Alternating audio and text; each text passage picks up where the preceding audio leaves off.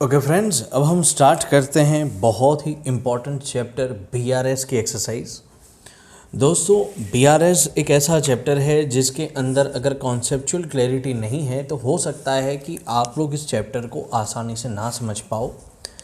तो इन सब चीज़ों को समझने के लिए मैंने एक वैसे स्टोरी भी बनाई हुई है और मैंने एक आपको थंबनेल बना के भी दिया है जिसमें हमने बोला है कि you need to find difference from two images. वैसे ही बीआरएस में होता क्या है, एक होती है आपकी कैश बुक, एक होती है आपकी पासबुक। कैश बुक जो है वो कौन बनाता है? वो हम बनाते हैं, ठीक है। मतलब कि जो भी बिजनेस ओनर है वो बनाता है, बिजनेस के व्यू पॉइंट से होता है। और पासबुक जो है वो बैंक बनाता है, बैंक के व्यू पॉइंट से, ठीक है दोस्तों। तो एक चीज़ आपको ध्यान में रखनी है कि कैश बुक में डेबिट मतलब प्लस होता है, क्रेडिट मतलब माइनस होता है। पासबुक में क्रेडिट मतलब प्लस और माइनस मतलब डेबिट होता है। तो ये बेसिक चीज़ें जो हैं वो आपको समझनी है। इसका एक बहुत ही आसान मैं एग्जांपल आपको देता हूँ कि डेबिट मतलब कैश बढ़ता है तो क्या होता है? डेबिट। अपना AELIC रूल के हिसाब से अगर कैश बढ़ा तो उसको डेबिट किया जाता है, कैश कम हो तो उसको क्रेडिट किया जाता है। वहीं बैंक जो है, बैंक के लिए अपना जो पैसा उनके पास है वो उनकी लायबिलिटी है। तो बैंक की लायबिलिटी बढ़ी तो क्रेडिट मतलब प्लस होता है, और अगर बैंक से पैसा कट होता है, चार्ज वगैरह कम होता है, बैंक की लायबिलिटी कम होती है तो उसको डेबिट किया जाता है। अब क्वेश्चंस अलग अलग क्वेश्चंस अलग अलग मेथड से सॉल्व करते हैं लोग। कुछ प्लस माइनस मेथड से सॉल्व करते हैं, कुछ डेबिट क्रेडिट मेथड से सॉल्व करते हैं। मेरे हिसाब से दोनों मेथड सेम ही हैं, वहाँ पे कोई फ़र्क कॉन्सेप्चुअली नहीं पड़ता है। और हम ट्राई ऐसा करेंगे कि हम क्वेश्चन जो सॉल्व करें वो एक ही क्वेश्चन दोनों तरीके से किसी एक सिंगल फॉर्मेट के अंदर सॉल्व हो जाए, जिससे कि आप लोगों को कहीं पे भी दिक्कत ना हो। चलो फ्रेंड्स, तो स्टार्ट करते हैं एक्सरसाइज का। क्वेश्चन नंबर 4, मतलब कि जो अपने प्रैक्टिकल क्वेश्चंस हैं वो क्वेश्चन 4 से स्टार्ट होते हैं। तो यहाँ पे दिया है, cash book of Shri Sudhir shows bank balance of 5000 on 31/12/15. Prepare a bank reconciliation statement from the following given information. ठीक है। अब दोस्तों यहाँ पे मैं दो पार्ट कर देता हूँ। ये जो होगा ये ट्रांजैक्शन को एक्सप्लेन करने के लिए का पार्ट होगा, और ये जो है वो हम जैसे क्वेश्चन सॉल्व करेंगे उसका पार्ट होगा। अब बात क्या हो रही है? बात ये है कि हम लोगों को कैश बुक का बैलेंस दिया है। किसका बैलेंस दिया है? हम लोगों को कैश बुक का बैलेंस दिया गया है जो कि है 5000 रुपये। हमें कैश बुक के बैलेंस से हमें जाना है पासबुक के बैलेंस तक, राइट। तो हमें इफेक्ट क्या देनी होती है? कोई भी ट्रांजैक्शन जो है उसकी नेट इफेक्ट पासबुक में कितनी हो रही है एंड इंक्रीजिंग हो रही है या डिक्रीजिंग हो रही है, वो चीज़ हमें फाइंड करनी है और उसके हिसाब से हमें अपना स्टेटमेंट बनाना होता है। तो चलो दोस्तों, मैं आपको एग्जांपल करके दिखाता हूं। तो सबसे पहले हम यहां पे बताएंगे balance as per cash book, मतलब कि कैश बुक के हिसाब से कितना बैलेंस है, ठीक है। अब उसमें भी यहाँ पे अपने दो पार्ट होते हैं। दो पार्ट में यहाँ पे अब मैं जो लिख रहा हूँ ध्यान से देखो, मैं लिख रहा हूँ डेबिट और लिख रहा हूँ प्लस। डेबिट मतलब क्या है? प्लस। और यहाँ पे मैं लिख रहा हूँ क्रेडिट मतलब कि माइनस। डेबिट मतलब प्लस, क्रेडिट मतलब माइनस। तो ये चीज़ जो है वो आपको ध्यान में रखनी होती है इस क्वेश्चन को सॉल्व करते टाइम पे। अब दोस्तों, बैलेंस एज पर पासबुक मतलब कैश बुक आपको दिया हुआ है 5000, मतलब कि प्लस बैलेंस शो हो रहा है 5000 से। कितने से? 5000 से। अब हमें क्वेश्चन में बोला है कि भाई a cheque of 8000 was deposited with the bank on 29/12/15, but this cheque is not credited in a passbook by bank till 31/12/15। अब दोस्तों ये बता रहे हैं कि चेक जो है वो डिपॉजिट हुआ है। क्या हुआ है? डिपॉजिट हुआ है।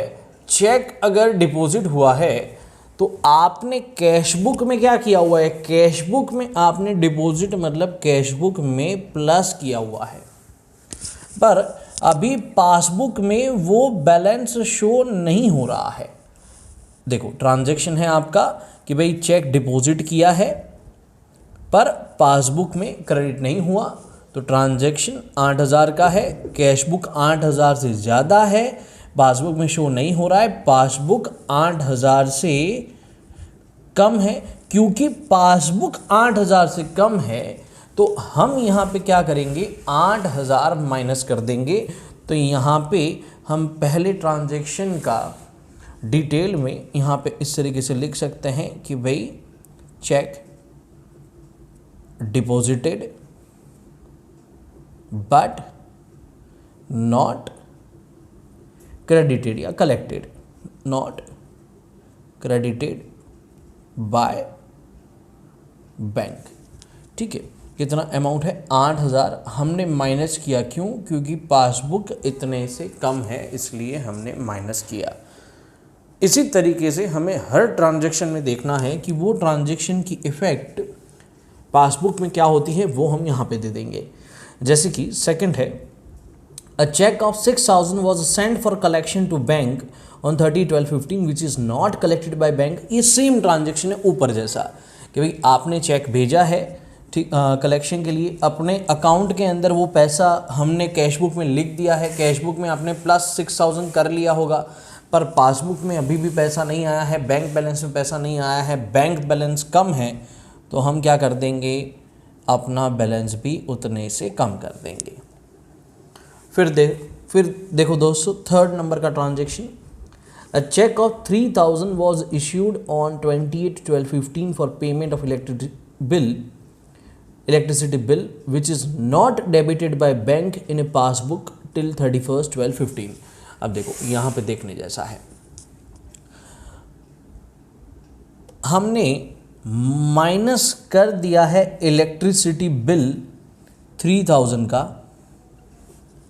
पर पासबुक में नहीं हुआ है।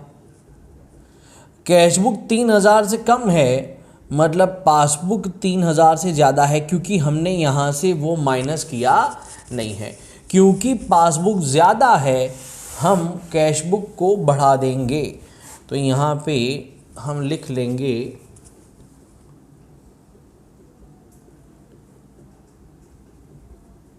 Check of electricity not debited by bank, जो कि हो जाएगा आपका 3,000 प्लस।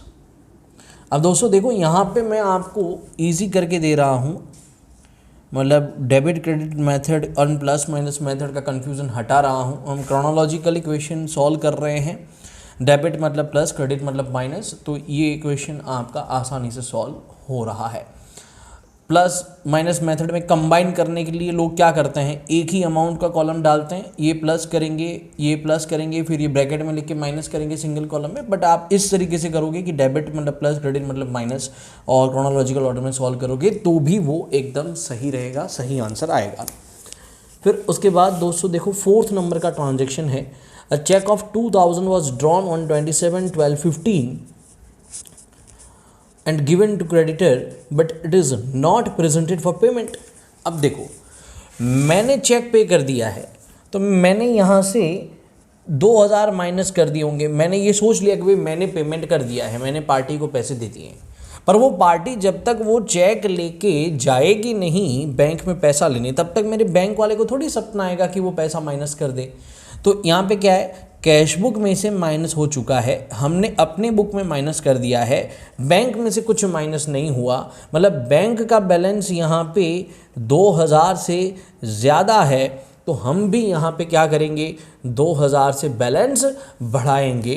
तो यहाँ पे इस तरीके से हम इस ट्रांजैक्शन को सॉल्व करेंगे, cheque drawn and given to creditor but not presented for payment. Cheque drawn but not presented for payment, जो कि है आपका 2000। उसके बाद 5th number, interest of 80 credited in passbook by bank which is not debited in cash book. भाई देखो, अब यहाँ पे पासबुक में 80 रुपये इंटरेस्ट के प्लस हो चुके हैं, यहाँ पे कुछ नहीं किया, मतलब पासबुक जो है वो 80 से ज़्यादा है, हमें इसको भी कैश बुक को भी ज़्यादा करना पड़ेगा। तो यहाँ पे हम लिखेंगे being interest received not recorded in cash book. तो 80 प्लस कर देंगे क्योंकि पासबुक का बैलेंस ज़्यादा है, तो यहाँ का हमें ज़्यादा करने का है। उसके बाद बच्चों लास्ट ट्रांजेक्शन है आपका 6th नंबर का, जिसमें दिया है bank debited 100 in passbook for bank charges which is not credited in cash book. देखो, बैंक ने 100 माइनस कर दिया, यहाँ पे 100 ज़्यादा है क्योंकि माइनस नहीं हुआ, और बैंक में क्या हुआ है 100 कम, बैंक में 100 कम, तो हम यहाँ पे भी 100 कम कर देंगे। क्रेडिट मतलब कि माइनस, तो ये हमने 100 कम कर दिया। यहाँ पे हम लिख देंगे bank charges not recorded in cash book. अब दोस्तों कई बच्चों का क्वेश्चन होता है कि सर बैलेंसिंग अमाउंट आता है वो कैसे निकालते हैं। तो दोस्तों बैलेंसिंग अमाउंट निकालने के लिए आपको क्रेडिट साइड का टोटल करना है, जो कि आ रहा है आपका 14,100। उसमें से आप डेबिट साइड का टोटल निकालो, क्रेडिट साइड के टोटल में से डेबिट साइड का टोटल निकालो, तो 4,100 में से 5 निकल गया, तो उसमें से 3 निकल गया, इसमें से 2 निकल गया, मतलब 5 और 3 8, 8 और 2 10, मतलब कि 14,000 में से 10,000 निकाल दोगे 4,000 बचा। 4,100 में से 80 निकाला तो वो बच गया 4,020। तो यहाँ पे हम लिखेंगे bank overdraft as per passbook. क्यों दोस्तों ऐसा क्यों लिखा?